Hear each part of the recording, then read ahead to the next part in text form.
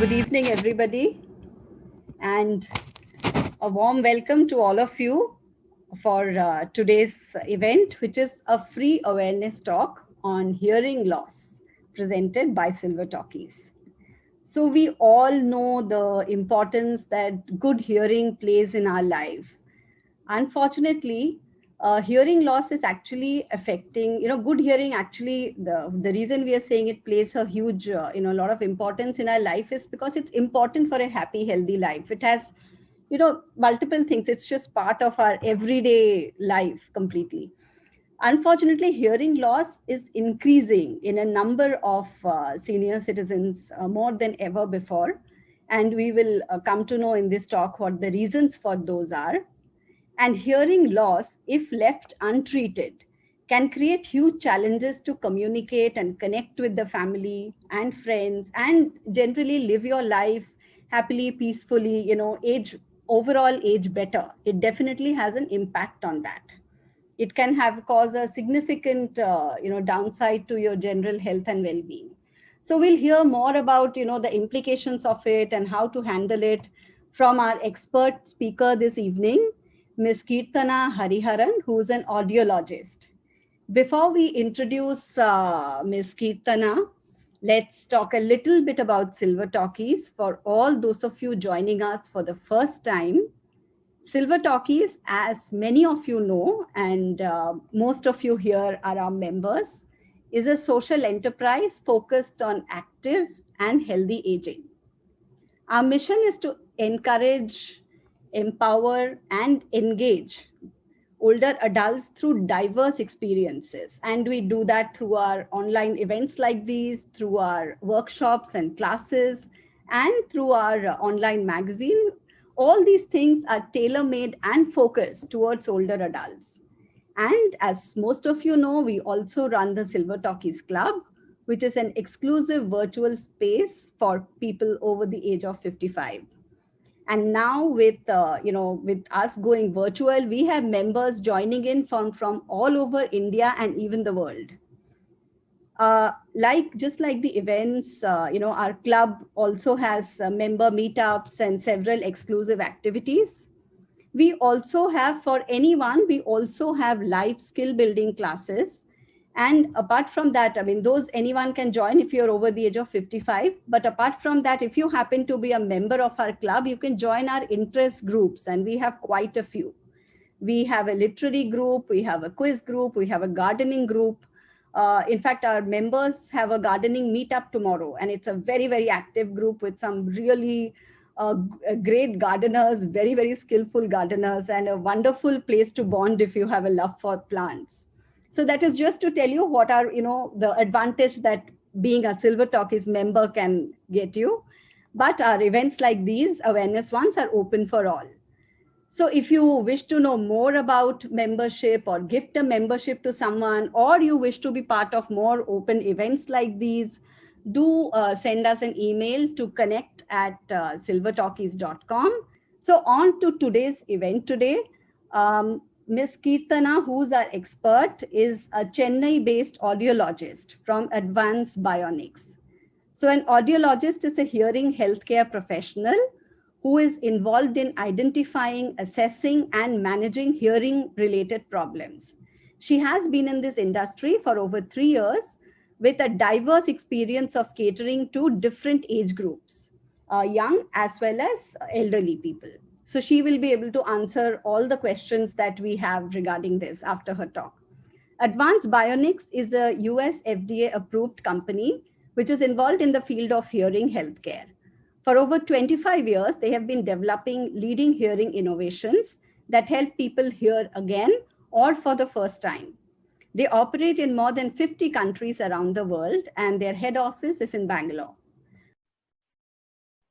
Thank you, Reshmi. Thank you for the introduction. Right, so good evening, everyone. Again, I welcome you all to our session about hearing loss in elders.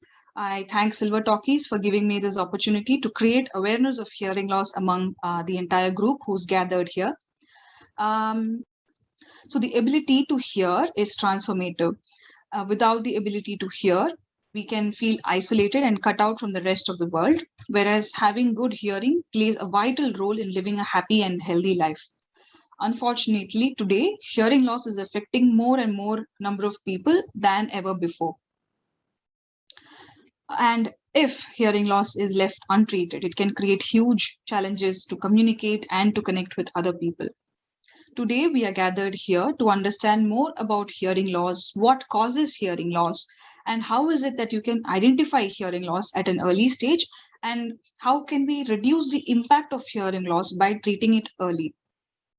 If you have reported difficulty in hearing over the phone, understanding when two or more people talk at the same time is difficult for you, and people complain that you often turn the TV volume up, and maybe majority of them said you're not feeling isolated, but all of these symptoms could be an indication of a possible hearing loss.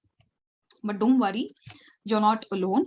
Globally, 432 million people, which is nearly 5% of the world's population, experiences hearing loss.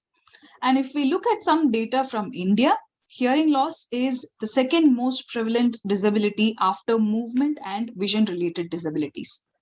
And another fact is that as age increases, the chances of having hearing loss also increases. But overall, if we look at hearing loss with respect to age, it can occur at any age. We were discussing how hearing loss affects with respect to age. So how it happens is it is not specific to an age group. It can occur at any age, right from birth to older age. But however, people over 60 years of age are twice likely to have hearing loss than others. Now, we've looked at some numbers and data. Let's start understanding what causes hearing loss. There are numerous causes that leads to hearing loss in adults, especially. There's something called natural aging that occurs. And natural aging also results in the aging of the hearing system. And because the hearing system is aging, that could also lead to hearing loss. Certain infections of the ear can also lead to hearing loss if these infections are left untreated. There are certain medications that are harmful to hearing. These can damage your hearing organs and thus causing hearing loss. Tumors can also cause hearing loss, and certainly hearing loss can also be hereditary, which means if someone in your family has hearing loss, then there are chances that their children or anyone from your family can also have hearing loss. So hearing loss is also genetic. Not just that, your hearing organs are also responsible for maintaining your body balance. So your hearing organ your ear is not just for hearing, it is also to maintain your posture and your body's balance. So if you or anyone whom you know have giddiness, imbalance, frequent falls, these could possibly mean that your hearing organ is affected. Hypertension or high blood pressure, that we call it commonly, can also be an accelerating factor for hearing loss in older adults. Exposure to very loud noise, either through personal music systems or through public address systems or loudspeakers, can also damage your hearing organ and thus causing hearing loss. Head injury can, if it affects or if it injures your hearing organ, can also lead to hearing loss.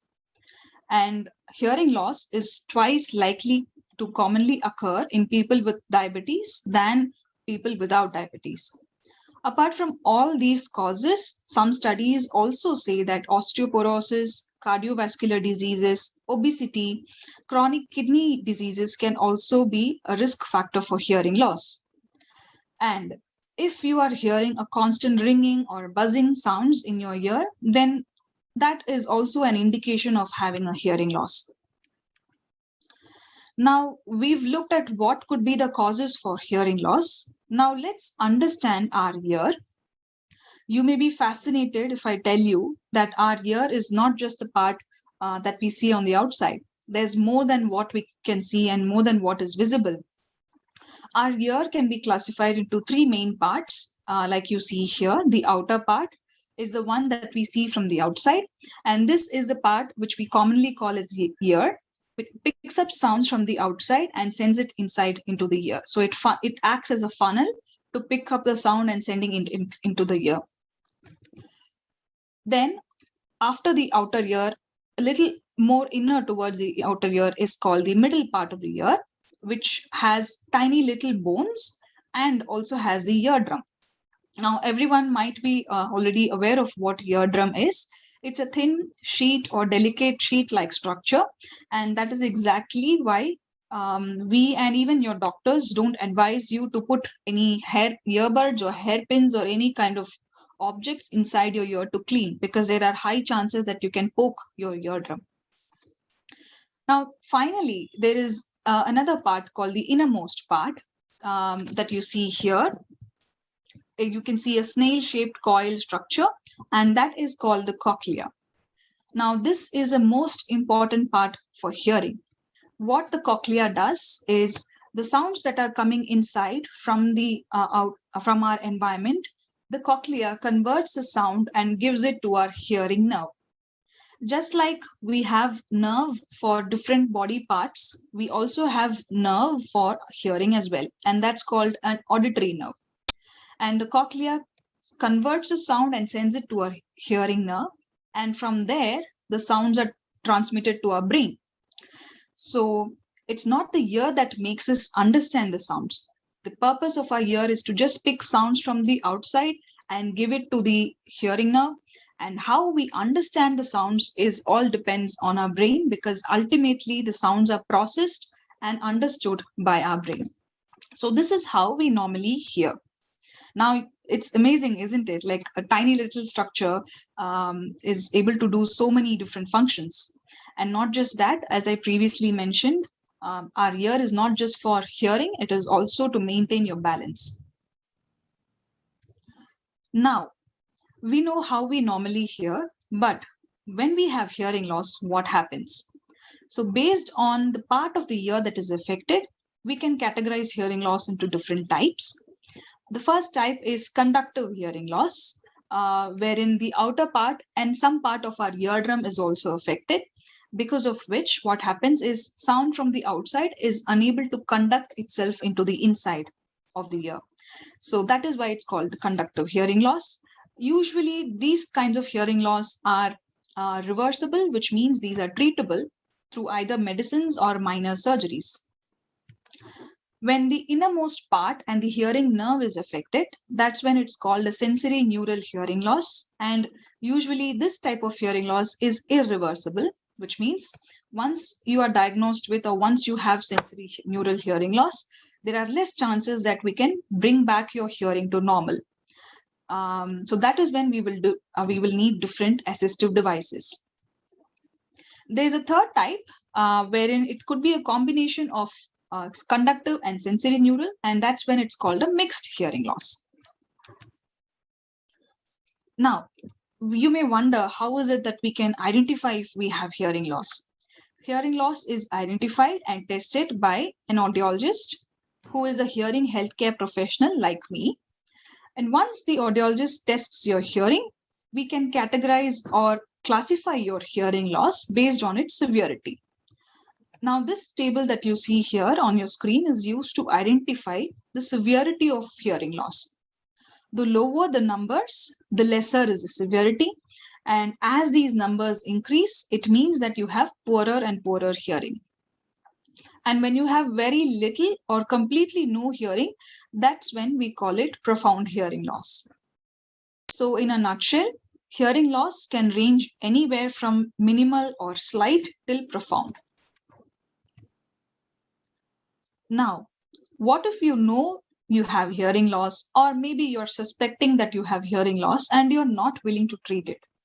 If you don't treat hearing loss, it can hugely handicap your life, simultaneously affecting your health and well-being. So let's understand how untreated hearing loss, or hearing loss if left untreated, can affect you and your loved ones. It can affect your general physical health, your emotional state, and your occupation. If you don't treat hearing loss, you are 3 times more at risk of having frequent falls. You can have unsteadiness, frequent falls and imbalance, And all of this can lead to hospitalization. By not treating hearing loss, you can also have difficulty in talking to people or understanding what others are talking. And eventually, this will lead to loneliness, isolation from others, and even depression. Untreated hearing loss also has a risk of losing your job, being unemployed, or if you are already on a job profile, there can be poor performance at workplace. Apart from all these general consequences of untreated hearing loss, it can also affect something called cognition. I'm not sure how many of you are aware of what cognition is. So it refers to the way we process things, our attention span, how much are we able to concentrate, what is our memory, and of course, our thinking ability. And all of this is affected when you have hearing loss. One of the more common conditions that happen or that occur in elders is dementia, which is loss of memory and thinking ability.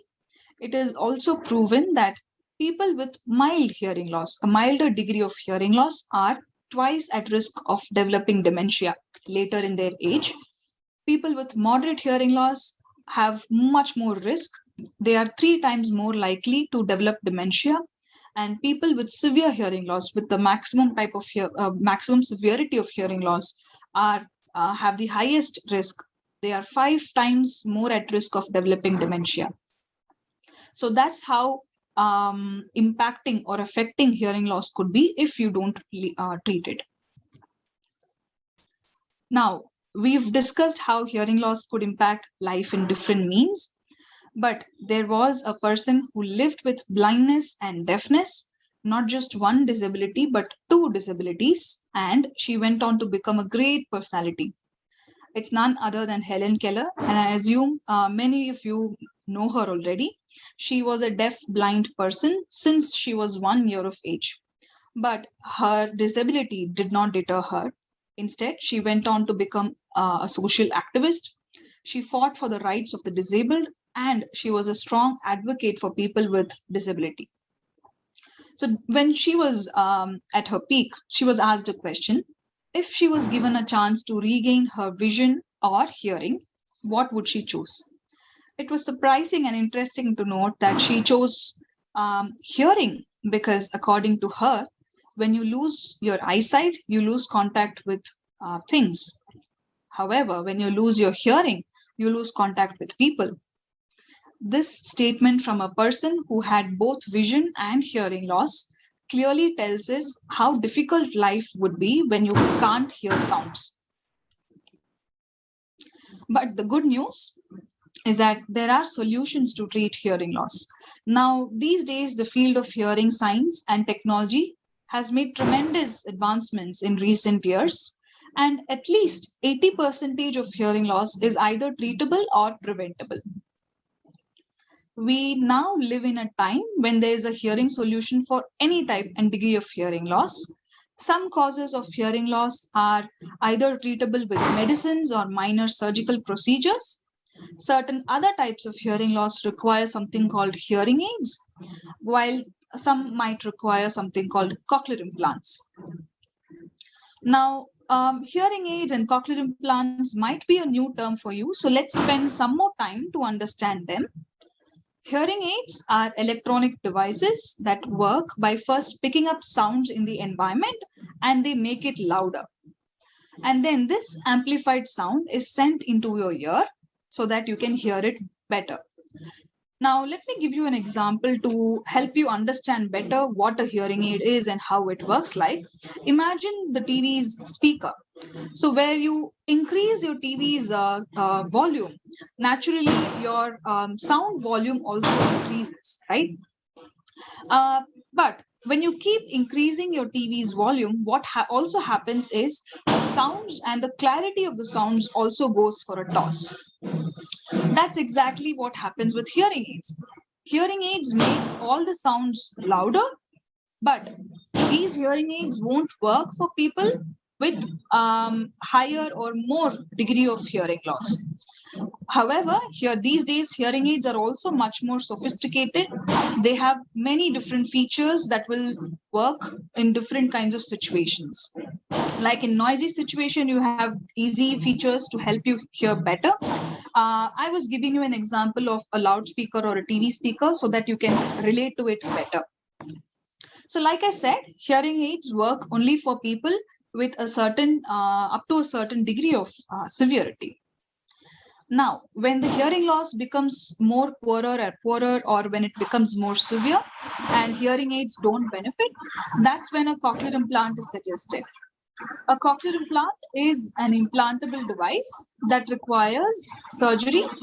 And as this requires surgery, usually a cochlear implant is the last option in treating hearing loss. How it works is that it picks up sounds, again, like a hearing aid from the outside, from the environment, sends it into the hearing nerve directly instead of sending it into the damaged part of the ear. So it bypasses your damaged part of the ear and directly sends signals or sounds to your hearing nerve. And that's how cochlear implant will help restore hearing for people who have profound or severe hearing loss. And in my experience as a hearing healthcare professional, I commonly hear people saying, I don't have any hearing loss. I have problems only in specific situations or only when the noise goes up. That's when I find it difficult. Otherwise, my hearing is fine. And in fact, there are few of my own relatives, when I ask them to get their hearing tested, they usually say, I'm aging and my hearing system is also aging. It's quite natural for me to have hearing loss. Or they may even say, now, right now in my life, there are many other things that are important. Hearing loss and treating hearing loss is not on my priority list. Sometimes people also say, if I get my hearing tested, they may ask me to use a hearing aid or a device behind my ear. And once I start using that, the other people may perceive or think of me very low, or that will make me look old. Or I have even had adults say people have stopped involving me in important decision making. So they think that I can't hear, and I was an active person, so now they don't involve me at all in any important decisions. So I want to ask you now, do you think that these are also the same thoughts you have, or are these the reasons you are holding yourself back to get your hearing tested or to approach a professional? Are you still waiting and not acting to treat your hearing loss? I urge you to act now and act early, because now we know what the consequences of untreated hearing loss could be. And we also know that by treating hearing loss early, we can largely or vastly minimize the consequences. Let me also share my experience with one of the oldest persons I have ever treated. So she was a 75-year-old woman. She had hearing loss since she was 30 years of age, but she never cared to get her hearing tested or go to a professional, because she was so engrossed in her family chores and upbringing of her kids. So she never cared about her hearing loss. But when she had grandchildren and when she found it difficult to talk to them because she had a hearing problem, they weren't able to make their granny understand what they were saying. That's when it hit her hard. Now, her son then thought of doing something for his mom, and that's when they approached a professional, and now she's using hearing devices on both her ears. And I would happily say that she's the happiest ever person I've seen in my life. So not just that, it has a huge impact in these days, because with this pandemic situation forcing everyone to wear masks, people who are managing their hearing problem by looking for lip movements, or we commonly call it as lip reading, now find it even more difficult, because with masks, they find it difficult to look out for those cues. And life has become much more devastating for people with hearing loss, especially in this pandemic situation. So if you are suspecting a hearing loss for yourself or for people who you know, getting your hearing tested is the first step to improve your hearing. This is a snapshot of a workflow that will guide you through the through the journey of getting your hearing tested till the time you get treated your hearing loss. Okay, so one of the first questions is, what about loud noise sound, loud sounds like traffic noise, etc. Could those lead to hearing loss? Of course, yes, but that depends on how long you are listening or how long you're exposed to those traffic sounds. Like if there's a professional like a traffic policeman who's constantly on the road and exposed to the traffic noise, he might be at a risk of having hearing loss at a later point in his lifetime. But for us as common people, um, we are not exposed to traffic noise as like similar to a traffic policeman. So if in case your house is close to the road and you're constantly exposed to traffic noise, it's usually lesser than what we than how it can be damaging to the ear. So if you're directly exposed like a professional on the road working on the road continuously for 8 hours a day, then that could cause hearing loss. All right, thank you so much. And another question is on, do medications impact hearing loss, especially medications for BP or diabetes? Yeah, medications for BP and diabetics are not directly going to cause hearing loss.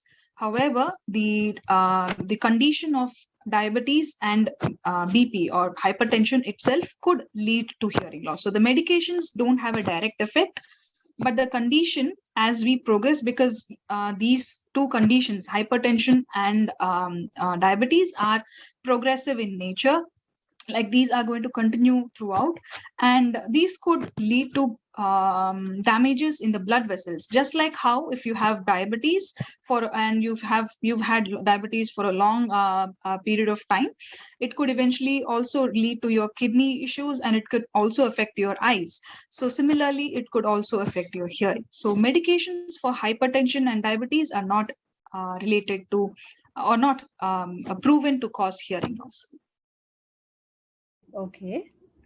So the third question is actually very common. Many people have asked it. What are the best headphones? Because now we have, those over-the-ear headphones, we have AirPods, we have the other regular ones. So what are the best headphones to avoid hearing loss? Are those in-the-ear ones, the ones above the ear, or the AirPods? And what is like a safe limit? That's a great question. So if you compare in the ear, there are different types of headphones. So you can either put your earphones inside your ear, where you plug it in and you close your entrance of the ear. That's one type. And there's another type where you wear headphones or these cushioned ones over your ear. So these are completely covering your this part of the ear. So ideally, both are damaging to hearing if you are using headphones for more than 1 hour a day, and if you keep the volume more than 60% of your device's volume. So let me give you an example. If your phone or your mobile or any device that you're listening to songs or music, so if that device, let's assume that the maximum on a scale of 10, the volume ranges from 1 to 10 of the device, and if you increase the volume more than 6, which is more than 60% of the device, for more than 60 minutes, so you have to follow the 60-60 rule.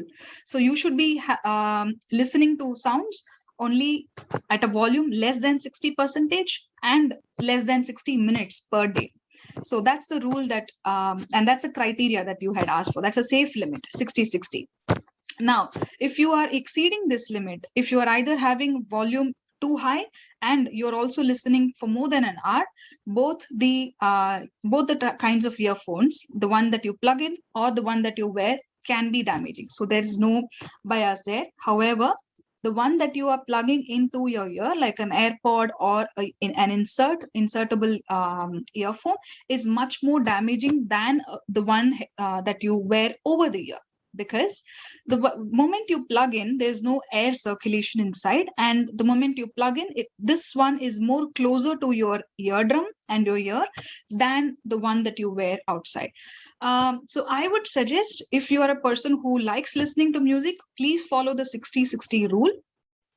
And it's better or it's advisable to use the headphones that are over the ears, and please invest in some noise cancellation headphones, because noise cancellation headphones cut out the background noise, so you won't feel the urge to increase the volume of your music, because when the noise in your background goes higher, we normally tend to increase the music volume.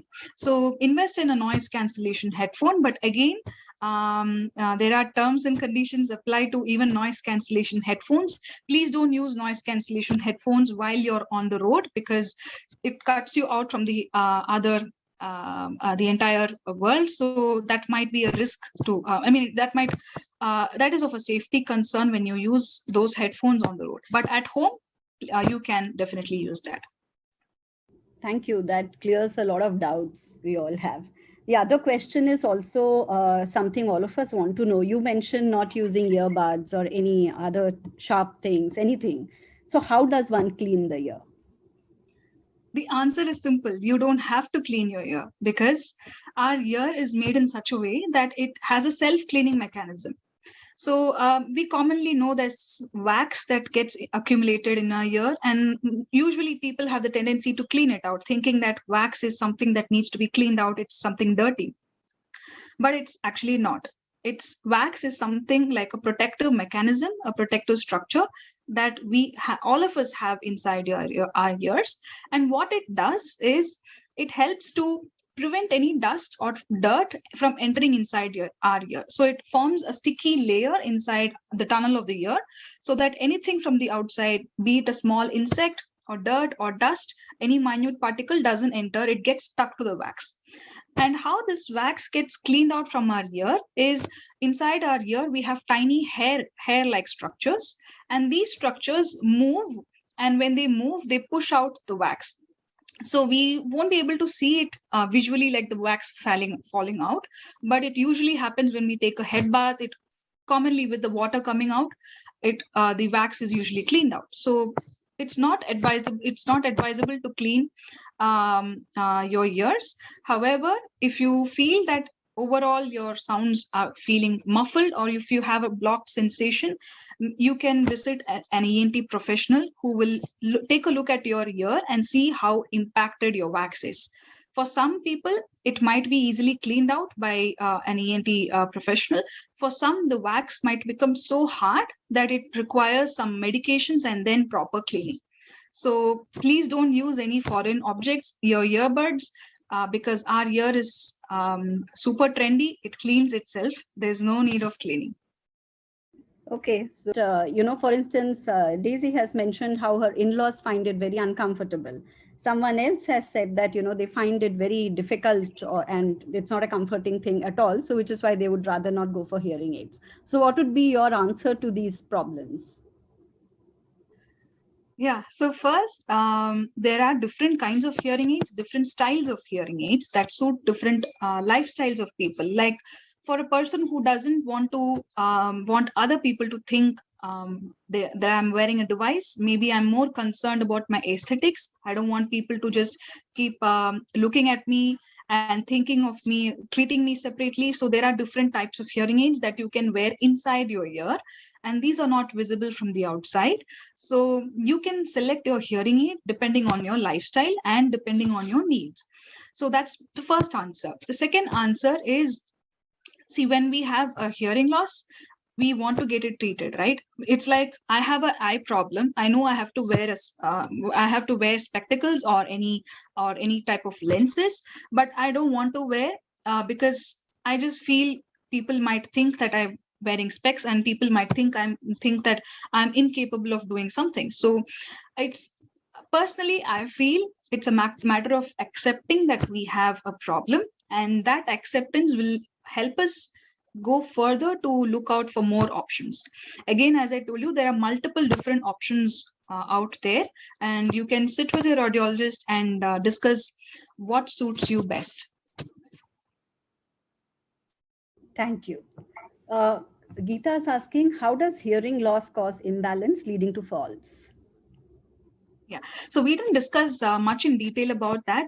The coil structure that I had shown you, the part called cochlea, which is innermost. We won't be able to see it from the outside. So that is just a tiny structure like this much. So what this also has is something to control our body balance. So there is a purpose why our ears are at a level. So you can imagine if what will happen if your one ear is here and one ear is here. So it has always been that the ears are at a particular level because these have organs inside the ear to maintain balance, and those organs need to be at a same level. So how it happens or what happens is when you tilt your head down or when you tilt your head up or sideways, these organs are always in a constant movement. And depending on the direction you move, if you move right, these organs move right, and depending on whichever movement you do. So that's how your ear maintains your balance. Okay. And can you also have hearing loss from sinus or any other respiratory problem? Not with respect to sinus, but if you have upper respiratory tract infection, which we usually call it as UTI, and if that infection goes into your ear, because there is a connection from our nose to our ear. So anatomically, we have something called the eustachian tube. So you may have noticed when you swallow or when you yawn, you feel that there's some opening that happened in your ear, right? That's because there's a connection, there's a tube that connects your nose and your ear. And in case you have any respiratory tract infection and that infection travels through the tube to the ear, that can cause hearing loss. Okay. And can hearing loss is it likely to result in dementia? And if so, well, you can't really, it says at what age, you can't really fix an age, but can it result in dementia? Yes, it does. And there are multiple studies out there to prove. And in fact, even in my discussion, I did mention it also has a strong relation with how much hearing loss you have. The lesser the hearing loss you have, there are less chances that you can have dementia. The higher the poorer, more the hearing loss you have, there are more chances that you can have dementia. But yes, as you said, we yet don't have a cutoff like after this age you can develop dementia. But yes, there is a strong link between developing dementia if you have hearing loss. Okay, so more so the reason why we need to pay attention to hearing loss. Of course. Yes, And yes. when do you know? So what are the red flags? When do you sort of know that, you now need to definitely get your hearing tested? Yeah, so that's a great question because that is where early identification comes into play, right? So if you remember those 6 questions that we asked you in the initial part, so those are very basic questions. So there are much more questions. And I was talking to Reshmi that we'll be sending you a handout as a soft copy, and that has a checklist. So there is a checklist of 13 questions that you can read for yourself. And if you feel that there are at least more than 2 or 3 items that applies to you. So for example, here in our session, we used 6 questions. And if you have answered yes to more than 2 of the questions, then it's a red flag. Then you can suspect you have hearing loss and it's high time that you go and get your hearing tested. So what are the preventive ways to avoid hearing loss as we grow older? Do we get an annual ear checkup done? That's a question from Mr. Murthy. That's the best thing to do. Just like how you get your blood sugar tested and your entire body functions tested, even your eyes. So people with diabetes, the first thing that your doctor will tell you is if you're testing your blood sugar or not, please get your eyes tested. So similarly, if you have diabetes or if you don't have any other metabolic disorders, please make it a point to get an annual check done. The hearing test doesn't take much long. It takes less than 30 minutes. And unless and until you are prescribed a different number of tests by an ENT professional. But otherwise, if you go for a regular hearing checkup, it takes less than 30 minutes. So please get your hearing tested. That's the best way to prevent or to identify hearing loss at an early stage. And there's another way. So as as we were discussing about exposing yourself to noise, keep yourself as less exposed to noise as possible.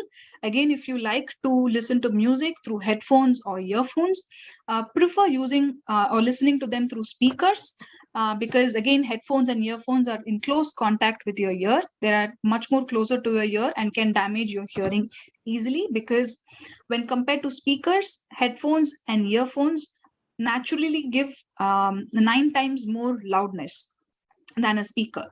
Again, follow 60-60 rule, as I told you. That is the best way to prevent hearing loss. And then keep your hearing check. I think these should be fine. Okay, so although you have touched upon this, but very briefly, so what are the tests available? What kind of evaluation should people go for? If you are looking at getting your hearing tested to see if you have or don't have hearing loss, there's a test called pure tone audiometry, or simply we can call it easily as audiometry. That's the first test that any audiologist would do.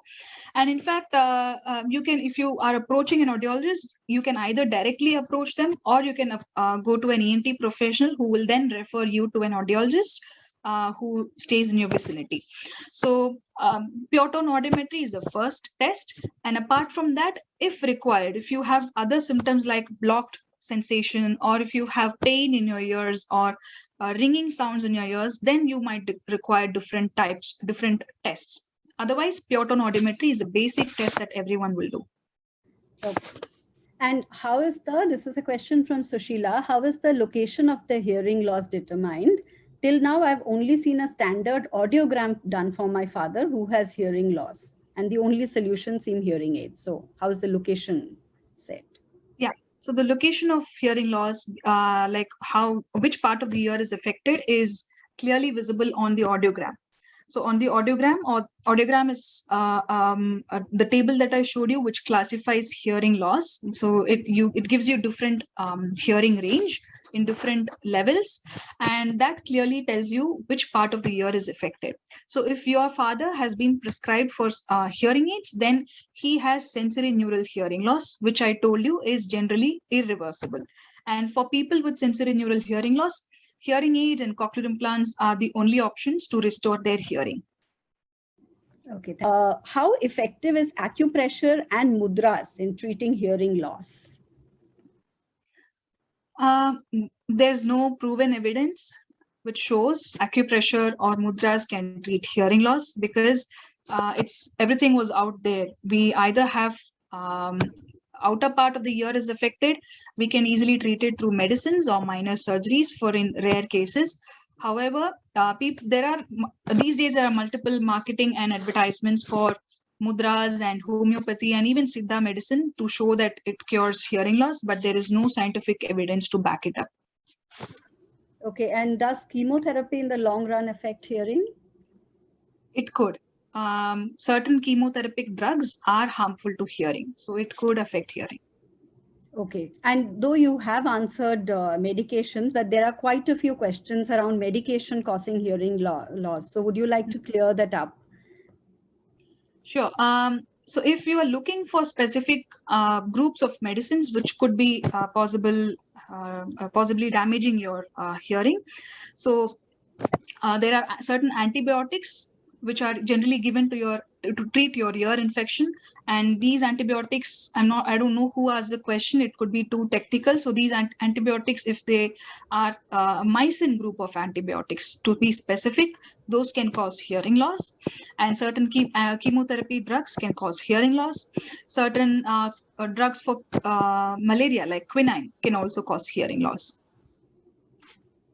Okay, there is a question from Rukmani.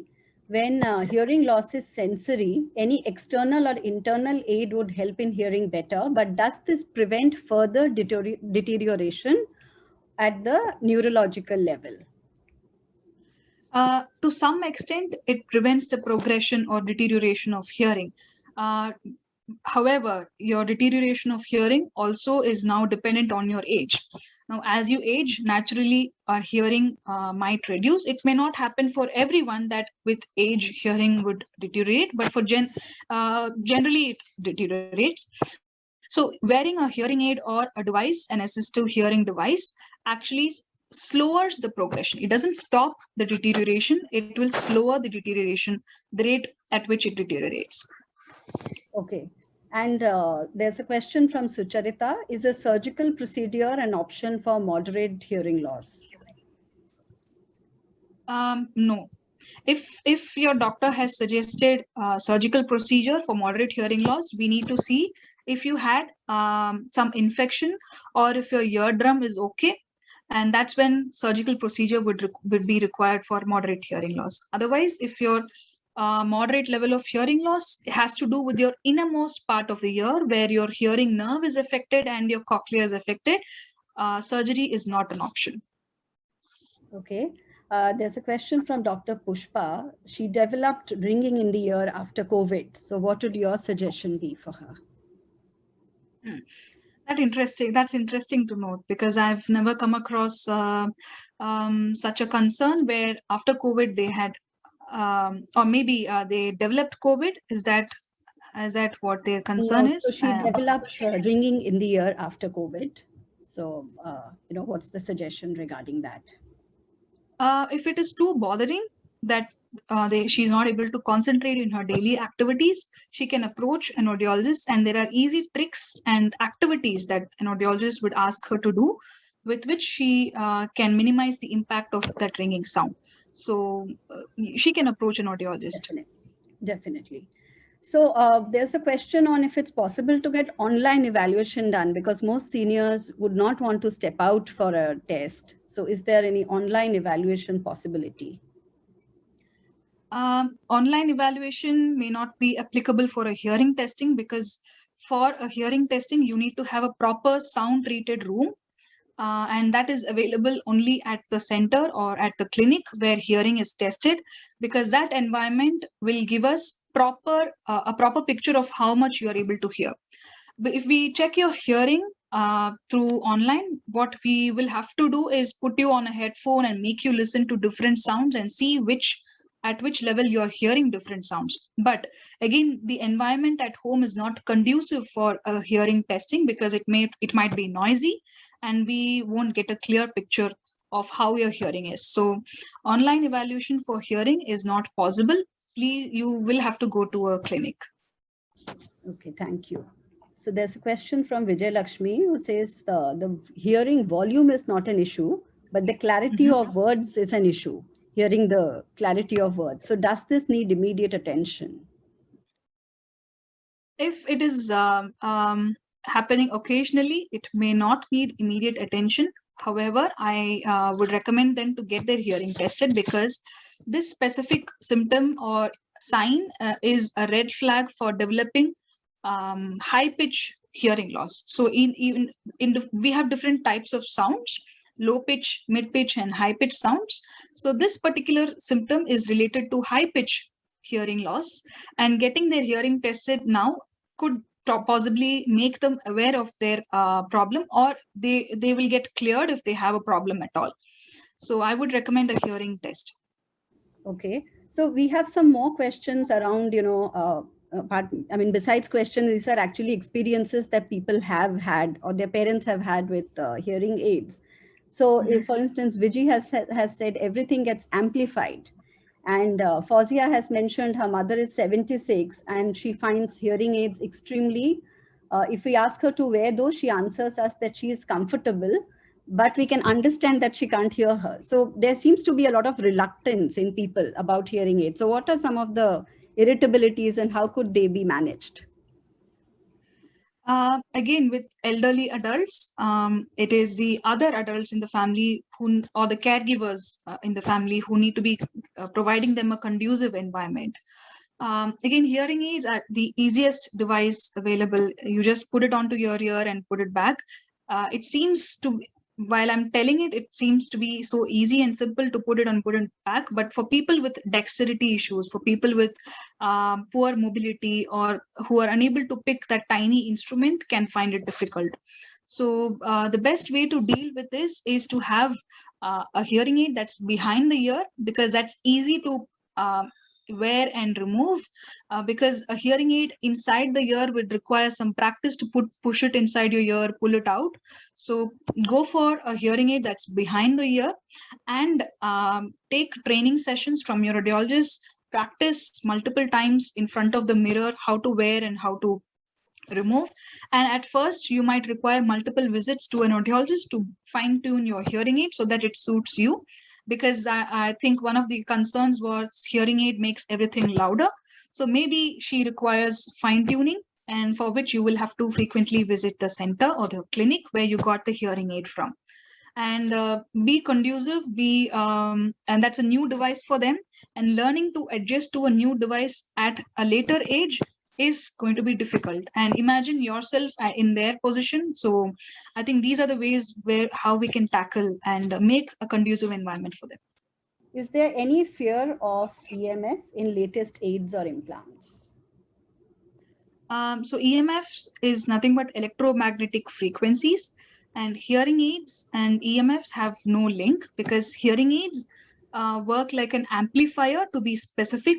They pick up sounds and they amplify the sound. So there is no radio frequency involved there, and there is no kind of electromagnetic frequency or signals that are involved there. So there is no issue of hearing aids being affected with electromagnetic frequencies. Okay, thank you for that. Arun has asked, what is the approximate cost of a cochlear implant? He is 86 and he's wearing bilateral ITC. And the right ear, he has had tinnitus in his right ear since the age of 50. Okay, so at first, we would want to explore if he is a candidate for cochlear implant or not. And again, to answer his question about how much is the cost of a cochlear implant, it starts from, it's an implantable device, and it has two parts, an outer part and an implantable inner part, and it costs anywhere from 6 lakhs to 15 lakhs. So there are different models depending on the features. So it starts from 6 lakhs. Okay. Yet another question on hearing aids. How often do you need to calibrate the equipment? I think they're asking about fine tuning. If you have recently got a hearing aid, first time you got a hearing aid, you may have to visit the center for fine tuning at least once in a month, maybe for 3 months. And then when you get stabilized with your hearing aid, you're good to go. Otherwise, or if you are a person who has been using hearing aids for quite some time now, it's better to visit, get your hearing aid checked by your audiologist at least once in 6 months, or at least once in a year. Okay.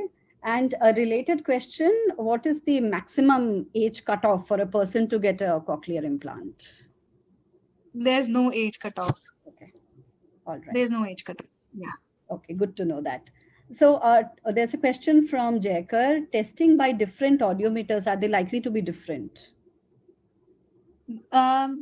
There might be a difference, but the difference is not significant enough to diagnose you in different severity. So let's say you tested with an audiometer A and you got mild hearing loss. It is very unlikely, and it will never happen, that you tested with an audiometer B and you get severe hearing loss or moderate hearing loss. So the variations are very minimal. And yes, there are variations, but it's not significant enough to change your hearing loss. Suppressants, can they cause hearing loss? No, they haven't proved to be causing hearing loss. No. There, you can suggest them levels that they can, keep in mind, like, levels in terms of prevention. I mean, when is it an absolute red flag moment that they have to go and get a test done? Yeah, so maybe at an early stage, when you start noticing that you have difficulties in specific situations, not in all situations, or only when you have difficulty only when certain people are talking and not when a majority of the time you're fine, maybe you can use certain compensatory strategies, wherein you can ask the person to talk louder. Like now during my presentation, some of you had asked me to talk louder. You can do that, or you can go closer to the person to understand better. Or it's always good to know the topic that they're talking about first, because all of a sudden you go and talk to a person and they are suddenly talking about another topic that you didn't hear or you didn't attend to or concentrate, that might be a difficult situation for you to relate what they're talking about. So you can use these compensatory strategies, but these will help you only at an early stage. Again, these are like simple cheat methods, I would call, to help you cope up with the initial difficulty that you will have. But eventually, you will have to get your hearing tested and see if you will require a hearing device. Thank you. Here is one on, I had sudden hearing loss in one of my ears 2 years ago during winter. After some time, the hearing came back, but I have always been fearful of it happening again. What should have been the reason and what should I do? Yeah, so this kind of sudden hearing loss, and if you specifically say it happened in winter, it is usually related to the coldness or the climate, and that has happened to many of us. That has even happened to me. So when the temperature gets too cold outside, and that can temporarily cause a delay, or that can temporarily cause a muffled sensation or loss in hearing, which is quite normal to happen. But otherwise, there is another type of hearing loss where you suddenly lose your hearing. Like today you're okay, and tomorrow you wake up and you lose your hearing in both the ears. And when I say lose your hearing, you lose completely your entire hearing. You won't be able to hear anything. So in that case, there is no specific cause that is related. It is idiopathic, which means there is no cause to it. We don't know what causes those kinds of hearing loss. But the treatment for those types of hearing loss is to administer certain minimal dosage of steroids, which will restore your hearing back. So in this case where the person lost hearing in winters and regained back, you need not worry. It is related to your climate change. But otherwise, the one that I told you is the kind of sudden hearing loss. Please approach an ENT professional. Again, I thank Silver Talkies for giving me the opportunity. Have a great weekend, everyone. Stay safe. Thank you, Kirtana. We'll